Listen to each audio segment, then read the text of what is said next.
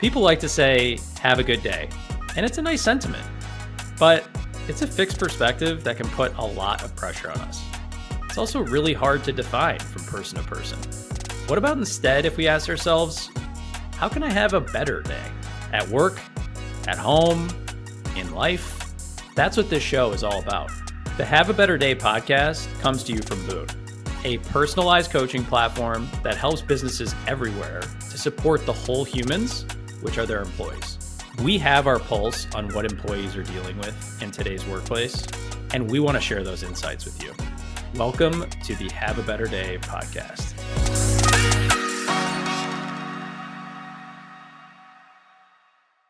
Thanks everybody for being here today. So lucky to be joined here by Chinazom Nwabueze, one of our amazing Boon executive coaches. He also has an amazing executive coaching practice that focuses on peak performance and mental fitness.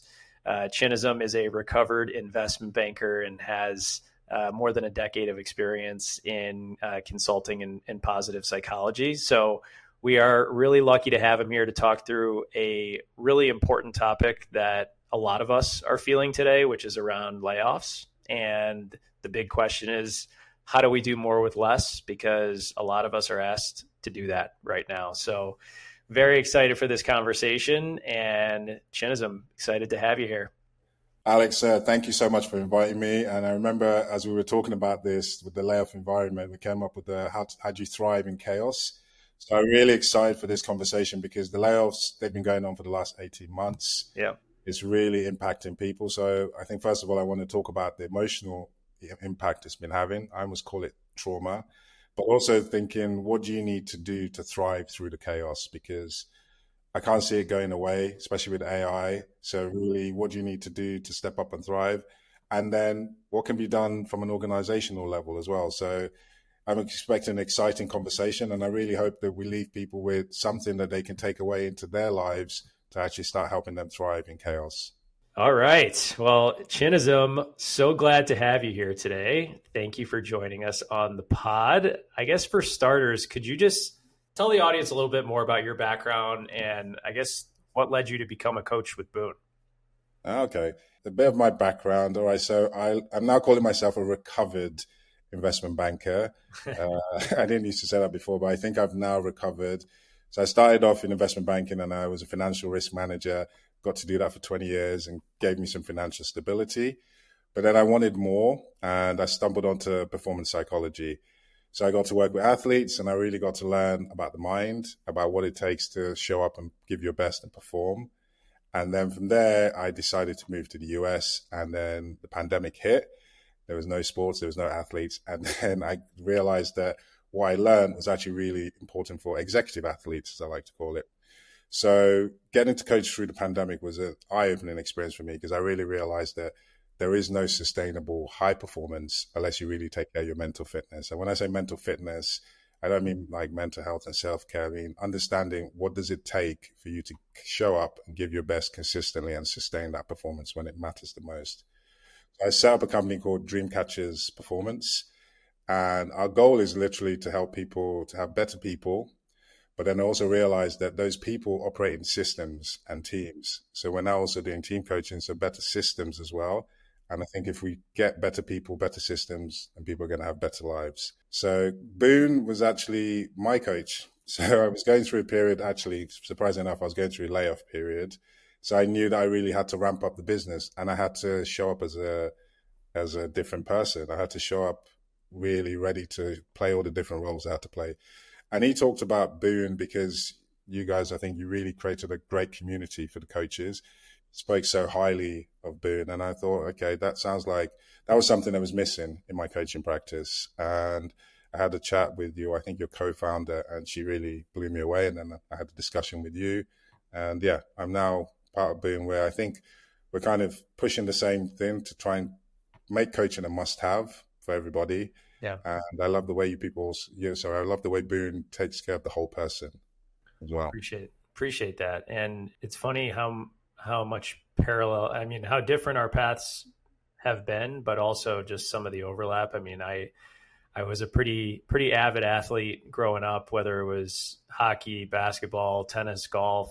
I was always playing a lot of sports and was a pretty competitive kid growing up and was always striving to, love to win, love to compete, all of that sort of stuff. Yeah. Ended up going into investment banking and private equity prior to starting Boone. So, you say recovering investment banker, I say recovering CPA / investment banking, but very familiar with that path. And I guess the toll that constant 100-hour work weeks can put on you. But then again, starting a business and bootstrapping a company, it doesn't get much easier. I think that's like one of the big things that I've realized is, that's why it's so important about building that mental fitness and that mental stamina, is that at the end of the day, like, you're going to be working hard in whatever you do, and there's going to be adversity that you're facing with whatever path you go down, and life's going to get hard. And how can you equip yourself with the most tools possible to be able to deal with that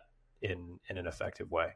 So super interesting, just how much parallel we have, and we're lucky to have you. Thank you. And I remember you said that. Yeah, it's so strange how our paths are quite similar. Yeah. And here we are doing this, trying to spread coaching to everyone. Yeah. One of the things I do talk about, though, as I look back at that period of, you're working 80 to 100 hours a week consistently, in the moment, it's not that much fun. But I think looking back on it, it's like, I learned so much during that period, not just about like the interesting things that I was working on at the time, but also just, I think I learned so much about myself and being able to push through those difficult times. So I do think there's an element of like building some of that mental fitness, almost like trial by fire sort of thing. So I don't know if you have a view on that, and that's not even the topic today, but just something that I often think about is like, you build up some of that callus from doing some of that hard work. I really love that you brought this point up, because it's been something that's been in my mind when you're working those hours, it wasn't fun, but I did learn so much about myself. Yeah. And now being a business owner, my wife tells me this, so like high performance, I know my limits. I know how I can push my body.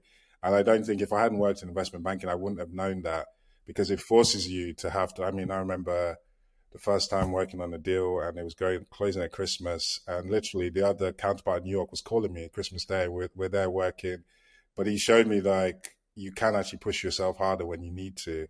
Right. And I also remember the financial crisis, like having to work through that and like roll up your sleeves and like, okay, we have to get through this. Yeah. It really does build that mental resilience, and I think it builds for you that there is a well that you have. Yep. So when you're pushed, you can go to the well. But then coming out of that, I learned, well, you need to also know what are your limits so that you can sustain that performance. So, yeah, I love the point that you mentioned, because I don't think I would have had it any other way, because now growing my business, there's no way I could be growing this business if I hadn't gone through that, because you do learn that there's more that you can bring out, and you also learn how to manage yourself to give your best. 100%. And I think that resilience brings us to our primary topic today, which is the conversation around layoffs. And you're hearing about it left and right. I mean, I have conversations every day with HR leaders and business leaders across sectors, whether it's healthcare or financial services or technology, whatever it is. We've seen astronomical layoffs over the last 12 to 24 months. And businesses and people and culture, they're all feeling that. So I guess, Chinazom, give me your lay of the land on, I guess, just first of all, what's going on and what are you seeing as it relates to this from that, I guess, emotional response perspective? Great question. We actually just had a breakfast talking about this, and it's such a hot topic. And my coaching practice for the last 18 months, it's what I've been seeing, all through the practice. But I wanted to share a little story of, okay, so this person, I had to change the name, obviously, to protect. So Miriam, started coaching her 18 months ago, and it taken a long time for her to build this team up that she built in the biotech. And they all been working together for 4 or 5 years. They called themselves Team Awesome, because they really knew how, they knew how each other worked. There was safety, there was trust. You knew if you made a mistake, people had your back. First round of layoffs went. So they went from a team of 15 to 9. and it decimated them. They didn't see it coming, but they kind of soldiered together and they kept pushing. They kept pushing. 6 months later, another round of layoffs. They get reduced now to a team of six. 6 months later, another round of layoffs. So now the team is now a team of four. Miriam is obviously, as you can imagine, just suck it up, just had to keep pushing through. She had to lead this team through this. It impacted. She had also booked a holiday, a big family holiday to go on a safari, which they'd been planning for 2 years. But this all through the layoffs, when this happened when she had to go on that holiday. So during the family holiday, she's having to take calls. She's having to work. She's pretty much worked through that holiday, and it caused a lot of arguments in the family. So she finally gets back. By the time she's working with me, it turns out that she's now developed an autoimmune disease. I think it's called ulcerative colitis. So basically, her immune system had been in fight or flight for 18 months. Now it was now attacking itself. So it was shocking by the time I worked with her. Then another news came in that, so now they're now having a merger. So 3 rounds of layoffs, family holiday that didn't go well at all. She now has an autoimmune disease. Yeah. And now she has to motivate her remaining team to basically pick themselves up and now work through this merger. So that story just sticks with me because it just shows you the emotional turmoil. I'm pretty sure that if you'd asked Miriam when she signed up for this job, did you want to get an autoimmune disease as well? Going in with the job, she'd have told you to no. Yeah. And I mean, obviously it's, you never really know like how that stuff is caused, but certainly stress and anxiety and all of that sort of stuff can play a role in that sort of thing. And so I guess like Chinazom, you're coaching people through these sorts of conversations. How are you approaching those conversations?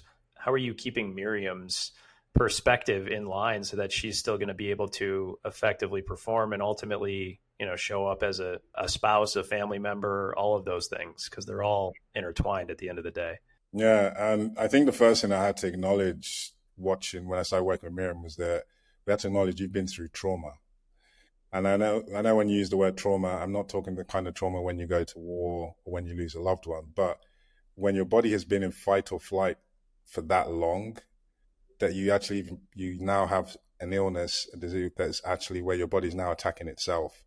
So we had to kind of let's go back to when it first started and actually what happened. And the only way to kind of start healing from trauma is to accept that it did happen. Mm-hmm. And then when she was able to accept that the first round, having to see the friends that got let go, the guilt that she felt, we had to start processing a lot.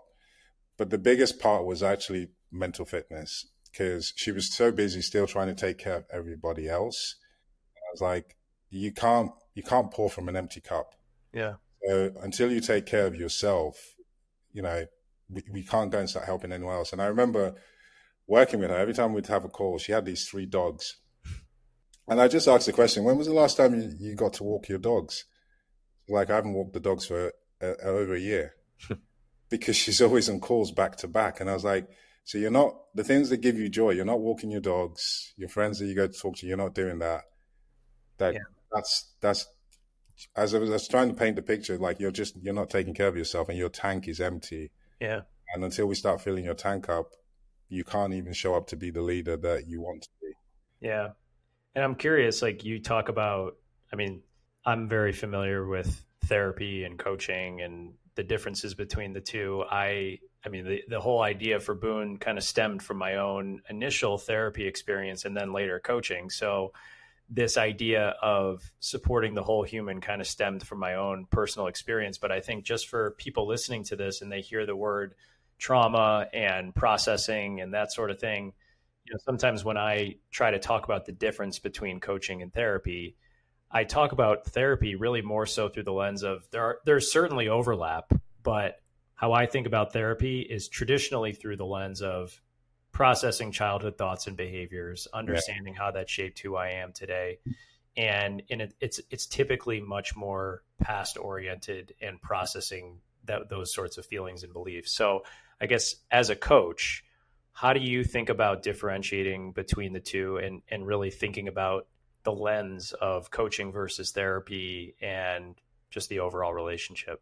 Great point that you raised. I think for me as well, I think therapy, and I'm not a licensed therapist because therapists, it takes a lot of qualifications to be able to. We're looking in the past where I'm always trying to look into the future of like, what's your vision of success and what do you want to achieve?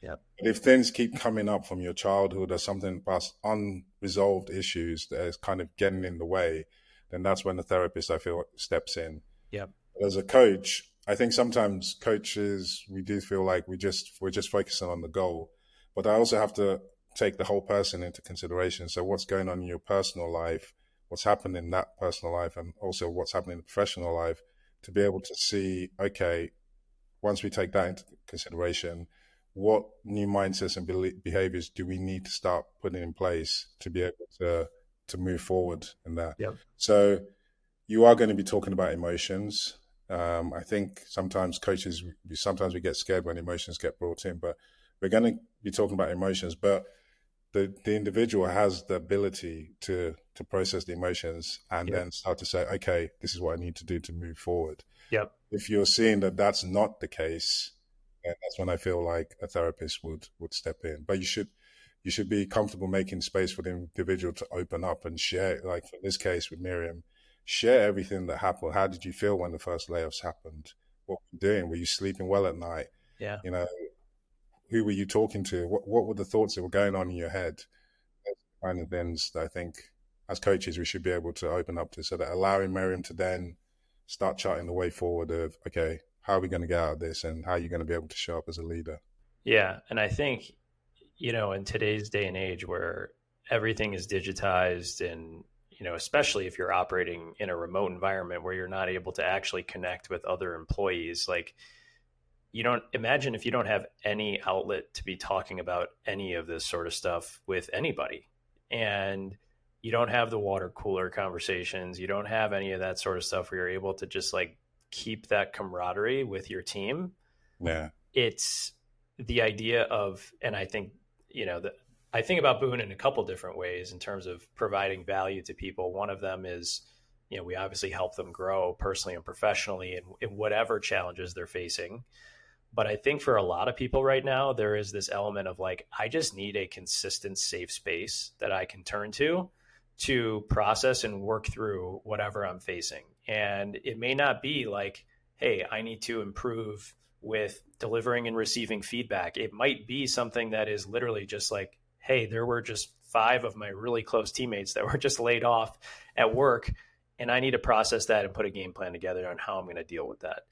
So I think this idea of providing this really approachable, safe space for people, I think to me, it's the big reason why I feel like coaching should be universal in the workplace. I think historically it's been around, well, how do you make executive coaching accessible from a pricing perspective to the entire organization? That's what we're trying to solve. But ultimately, Chinazom, when you think about these conversations with Miriam as an example, I want to dig in more to this mental fitness idea and how you really think about that. And then really touch on in a little bit more detail, just like, okay, the team is now 4 to 5 people or whatever it ended up being. How are you doing more with less? How are you approaching your team and doing the same amount of output, which maybe the company wants more output actually at that point, because they're expecting more with a fraction of the people in most cases. So how are you showing up professionally to get that work done, in addition to some of this mental fitness mindset, which I assume it all ties together? Mm. And I wanted to touch first on the safe space, because I think you hit on something really important. Because when you're going through layoffs, our survival has been triggered. So that when we go into fight, flight, or freeze, the reptilian brain is now in overdrive. And what happens is we're now in remote, so there's no water cooler. So there's a vacuum. People don't know what's happening. And the reptilian brain will just fill it with all sorts of horror that's going to happen. So it just even makes the mental impact even worse. Because before, when you could just talk to people and like, okay, you can kind of get some sort of calming down effect, but that's been taken away. So I think now more than ever in this in these Yeah. layoff periods. You need that safe space to just actually be able to process, oh my God, 5 of my friends just got laid off. What does this mean for their family? And just talk it out. Yeah. And another thing as well is with all this, like, so these layoffs, Miriam was expected to be this leader. So she always had to keep showing up. She couldn't show how she felt inside. Yeah. And then a lot of the times with your peers, you don't know when the next layoff is. So you can't even share freely with your peers. So that was quite a horrible experience where you can't share with your team or show any vulnerability. And even with your peers, you can't share. So you just end up bottling it all up. 100%. And then the question you asked, I think this is where mental fitness was so important, was actually trying to start getting the person like, okay, you need to show up and deliver and be this person to everyone else. But literally, what do you need to do for yourself first? Yep. Be able to show up and getting people to really understand first, what do you need for yourself? So I come up with this energy kind of management system. So it's almost like I've got it here. I don't know. So basically, if I ask this is your energy management system, right? So all the balls represent all the things that give you energy. And if you're going through layoffs, do more with less, because that's what you're always being asked. You had in Miriam's team 15 people, it went down to 9, went down, but you're still expected to do that. Yeah. So you can rest assured that the balls are being taken out every day more than ever. Now, if you're not proactively thinking, how am I refilling that? You end up you're working with an empty source, empty ball, empty energy tank. And in Miriam's case, it wasn't even just do more with less. Let's just bring in AI into the equation. The job role kept changing and changing. Now we expect you guys to do this kind of research. Oh, now we expect you guys to do, I don't know, this kind of outreach. Yeah. So it wasn't even, okay, 15 of us used to do this. Now 9 of us are doing that. No. Now you have to do this and this and that. So you're constantly, every 6 months, you're reinventing yourself. You're reinventing yourself again. Then that's where when I mentioned the thing about the merger, after not just dealing with the layoffs and how do we do more with less, now all of a sudden we now have to merge a whole new company into our structure. That was just kind of mind-blowing. Yeah. So I think that's where, if you look at all that's being asked of you, you're going to have to do more with less, and you're going to have to reinvent yourself because AI is changing things so fast. So whether you like it or not, your energy tank is going to be taxed every day. Yep. So what I share with people is the only thing in your control is to become world-class at working out, how do I refill that energy tank every day? Because if you don't refill it, it's very sad to say, but you will hit the wall and you will crash. Yeah. And I think that's something that I've really tried to focus on personally, is like just knowing what fills my energy cup. And I think, quite honestly, I've got a 2.5-year-old and a 6-month-old at home, and I'm trying to build a business and trying to be a good husband. And sometimes it's just like, you can't do it all. And I have my checklist of things that like I know need to be in line for me to be my best self. And like, I can look back at the last few months and say, I've been tardy on most of those things, and I can feel it. Like I can feel myself being stressed and irritable and all of these things. And sometimes it's really challenging of like, what you have to do, but actually putting it into action and committing to it is sometimes the hardest part. But I think, there's the emotional piece of this. And then I think just from like a professional setting, I mean, you mentioned, just evolving because of what's happening with AI right now and just really reinventing yourself. I'm an avid user of AI, and I leverage ChatGPT for so much, and we're incorporating quite a bit of automation into just different phases of the business. And it seems like every few months there's an update that actually every week it seems like there's an update that's blowing my mind. Like I can't believe I can do this now. So I guess in this new age, like how is Miriam showing up professionally? And I guess like there's the emotional element of this, of recharging your cup, but how are you talking through employees of reinventing themselves? Like, what is that process look and feel like? And I guess like, where are the challenge areas typically focused on? Like, okay, I have a team of 4 now, and I need to do more with less. How are you pushing or helping Miriam work through those challenges from like a strictly professional setting, taking the emotional resilience out of the equation? I mean, strictly professional setting, it was the first thing was getting Miriam to understand that the change is coming, whether she likes it or not, and it's coming very fast. I love that you just said that because with AI, we'll start using some tools within 2 months. There's some faster tools on there. Oh, we need to start, we need to start using them. You got to learn that as well. So there was something I shared with Miriam about whitewater rafting, whereas like you're going down the rapids, Yeah. you can't stop. You're going down, Yeah. and your boat's going to flip many times. Yeah. So it's really changing your mindset. I think sometimes when we get stuck with trying to resist change, you can get caught in this. You're just basically you're trying to resist something that's inevitable, and that can take away energy. It's actually trying to flip the mindset. It's like it's coming anyway. Right. Well, how can you harness the change quickly and adapt and actually turn it into opportunities quickly so that it doesn't take a toll on you? Right. And the quicker I could get her into doing that, into seeing the opportunities, then the quicker she could start sharing that with her team so that they start. And I know this sounds crazy, but you start actually embracing the change and thinking, oh, yeah, we expected this new Yeah. opportunity. Okay, let's jump on this. Let's relearn. And you can quickly let go about, oh, but we were using ChatGPT. Now you're asking us to use this. It's Yeah. like, yeah, we're using ChatGPT, but this new one can do it faster. So that ability to kind of let go and jump on the new thing, I think Yeah. really, really, really helps the team. Yeah. I think there's the element of like embracing AI and becoming really efficient with all of these different tools and resources. I also think the big thing that is going to become a pretty scarce resource in all of this is like just being able to communicate like a human. How can we all remain human in all of this? And I think, you know, with some of these AI tools, like you can actually leverage them for communicating in certain ways where, you can put emails together, you can do whatever.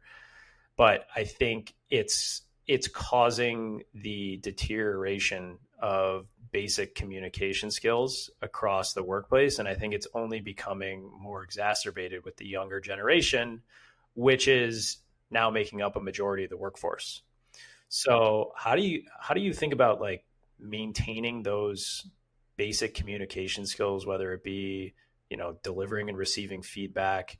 You're having lots of tough conversations with the layoff periods that are happening. I guess how are you thinking about prioritizing that sort of thing versus embracing AI versus other things that might be important at Miriam's level? Specifically with Miriam's example, I was starting to focus on let's start making real contact with the human being. And it's true what you said, like we're so busy and we're constantly on different social medias and we're having to respond, we forget how to really communicate when you actually, how are you? Like really checking in and actually carving out the time to listen. So I call that making real contact. And I really started to ask Miriam in her meetings, I call it small talk, but actually it's not just a small talk. It's actually the most important thing is like, what's going on with this human being? Yep. And then when as a team, everyone can share, you actually really, you get to connect as humans. And I think now more than ever, that's really important because it's sad to say, but I remember a few years ago, I was out with some friends and the younger generation were out and we were in a club and they were celebrating. I think they just celebrated end of high school and they're all there supposed to be dancing, but they were all on their phones Yeah. messaging each other while they were. And I was sitting there just watching this. Like they weren't actually talking to each other; they were just messaging, Yeah. and you respond. And it's quite scary. I didn't realize that, but if you kind of play that into the future, where we're all using AI and we're all working remote, sooner or Yeah. later we're not like we'll meet each other in coffee and we'll have our phones and like I'll message you and then you Yeah. message me and then I send you an emoji and it's Yeah. like Yeah. what happened? Or maybe the AI can just be talking for both of us. Yeah. We can just sit there and This stare is at what each you say to the other. person. Yeah. Yeah. And also, you did actually bring up a point because in Miriam's team, she still had four generations in Yeah. that team. Yeah. She's, Generation X, Gen Z, Millennials. And what you find is like, what motivates you or the way you've processed the layoff is not the same way as someone, a millennial or Gen Z, would have processed it. You have to start also, when you're making real contact, you need to actually make sure that you understand how is this person processing this, and what's going to motivate them, because you can't just come up with okay, this is what the team needs. Because the team has, if you've got four generations in there, then those are four different types of human beings at the moment. Yeah. I mean, this is one of the most common things we're hearing about right now is like, I mean, you hear a baby boomer talk about dealing with their new Gen Z employees, and they're just like, I don't know how to get through, and it's like we're speaking two different languages in Yeah. certain instances. So it's going to be really interesting to see the way that evolves. But I think Chinazom, as we're wrapping up here, I think just always wanting to think about what are some tangible takeaways that the people leaders and the business leaders can take away from this episode to bring back into their workplace. If you've had recent layoffs, which is a lot of businesses of late, what are 2 to 3 nuggets that you can take away for the people leaders listening to this that they can bring back into their workplace? And I think we've hit on the employee side of that as well, but I think what are your biggest 2 to 3 nuggets? I think for leaders, I think they need to first recognize that they're humans.